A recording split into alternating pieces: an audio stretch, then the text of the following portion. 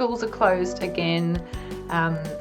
It sucks. Let's be real about it. It's winter here in the UK, and I'm sure for the majority of parents, the last thing they wanted was to have to work from home and manage their kids from home as well. My name's Amanda, I've got 4 kids, I've got a little YouTube channel sharing some of what we do as a home educating family. We've been at this now for 2 years. One thing I do want to say to every parent is that it is okay to find it hard homeschooling your kids in an emergency situation. I know we did it back in spring, but it's winter now and everyone's just tired, mentally, emotionally tired from doing this for 9-10 months. So please give yourselves a pat on the back for just waking up every morning, getting breakfast on the table, anything you can do just to help keep your kids going.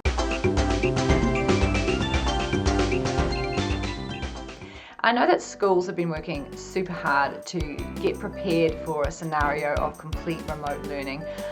Every school is going to be different. I also just want to say, if it doesn't work for you to follow what your school is providing simply because of your circumstances or your family, feel free. You're the parent. You know what's best in any given day for your kids, for your own mental health as a family.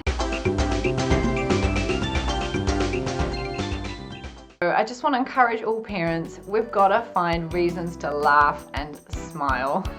If your kids don't finish all their maths worksheet, just feel the freedom. The most important thing is that our kids come out of this whole season secure in the fact that they are loved, and keeping our joy, finding the humor in things, finding the funny, guys. We have to find the funny. We won't survive otherwise. So I'm just saying to any parents who are suddenly emergency homeschooling again, you can do this. As long as you just turn up, put breakfast on the table, give your kids a hug, you're doing well. And if you can keep them learning something over the next 6 weeks as well, then bonus. Keep encouraging each other and we'll all get through this stronger together.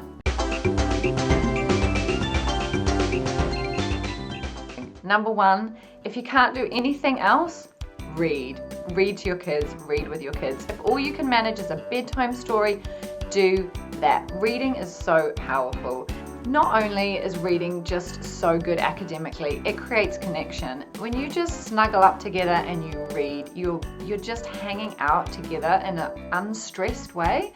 And it's quite likely that a lot of the kind of work that you might get given from school could create a bit of stress, like you might feel pressure that they've got to get it done. But when you sit down with a book and you are in close contact, it just helps keep that emotional connection.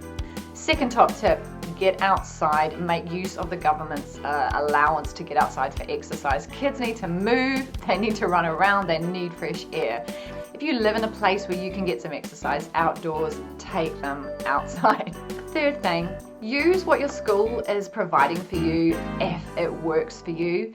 But if you have other ideas as well of things that you want to bring in because you just saw this really cool art lesson online, or someone shared something which you just got inspired by, feel free, man. Make the most of this moment in time to play with your kids' learning.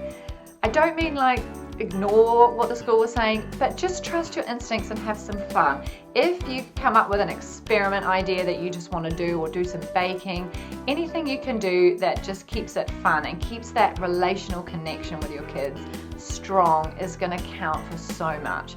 Our kids will remember how they feel at the end of this, even if they don't remember everything they learned.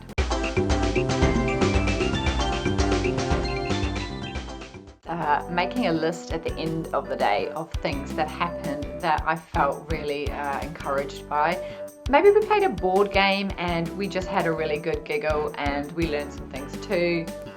Sometimes I see 2 of my kids just playing together nicely without fighting, and it's like, that's a win. You need to write down the wins at the end of the day. If all you do is write down your to-do list with the kids at the beginning of the day, and then you don't get everything done on that list, it can be discouraging. But if you sit down at the end of the day and plan from behind and go, yeah, we achieved this, we did that, we had this worked. Celebrate all the little wins at the end of the day. I find that really helpful.